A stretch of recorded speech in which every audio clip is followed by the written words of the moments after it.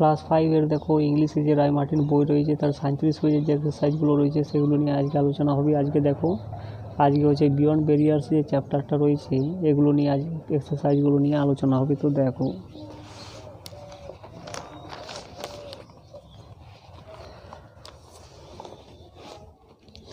তো এরগুলো দেখো tick the correct alternative, correct অপশানটাকে এখানে টিক করতে বলা হচ্ছে। তো 1 নম্বর দেখো বরুণ লে সিক অন, অর্থাৎ বরুণ অসুস্থ হয়ে পড়েছিল সানডে রবিবারে। 2 নম্বর দেখো Varun could not join his friends, অর্থাৎ বরুণ তার বন্ধুদের সাথে জয়েন করতে পেরেছিল না কিসের জন্য, ফর এ পিকনিক, একটা পিকনিকে।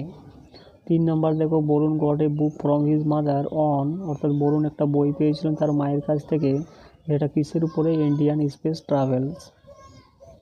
4 নম্বর দেখো Rakesh Sharma was born in, অর্থাৎ রাকেশ শর্মা জন্মগ্রহণ করেছিলেন কোথায়, পাঞ্জাবে। এরপরে বিয়েরগুলো দেখো right T for true and a for false statement in the given boxes, অর্থাৎ ট্রু ফলসগুলো এই বক্সের মধ্যে লিখতে বলা হচ্ছে। 1 নম্বর দেখো বরুণ ফেল সিক, বরুণ অসুস্থ হয়ে পড়েছিল, এটা অবশ্যই ট্রু হয়ে যাবে। 2 নম্বর দেখো the cover of the book had a picture of an animal,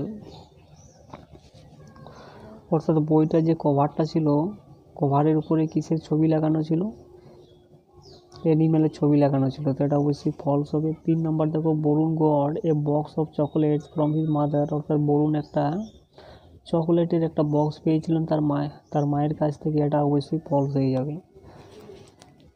4 নম্বর দেখো Rakesh Sharma went to space in 1985, অর্থাৎ রাকেশ শর্মা স্পেসে গিয়েছিলেন 1985 খ্রিস্টাব্দে, এটা অবশ্যই ফলস হবে। এবং 5 নম্বর দেখো Pinki was not Barun's friend, অর্থাৎ পিঙ্কি কিন্তু বরুণের বন্ধু ছিলেন না, এটা অবশ্যই ফলস হয়ে যাবে। এরপরে সিএরগুলো দেখো answer the following question in full sentences,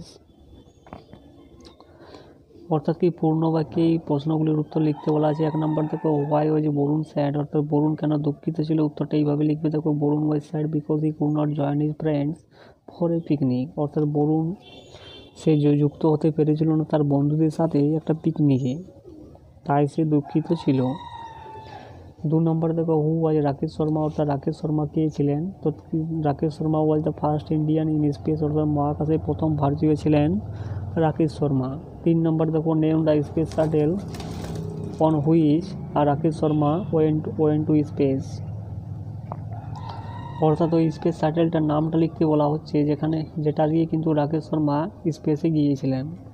তো name of the space shuttle on which Rakesh Sharma went to space was Soyuz T-11। এরপরে ডিএরগুলো দেখো find out the words which mean the following from the passage, অর্থাৎ কি এই ওয়ার্ডগুলোর meaning এখানে খুঁজে বার করতে বলা হচ্ছে। আনহ্যাপিটা কি হয়ে যাবে, sad. A vehicle to carry people and animals in space, এটা হয়ে যাবে শাটেল। আর ট্রেন এটা হয়ে যাবে এখানে পাস্ট।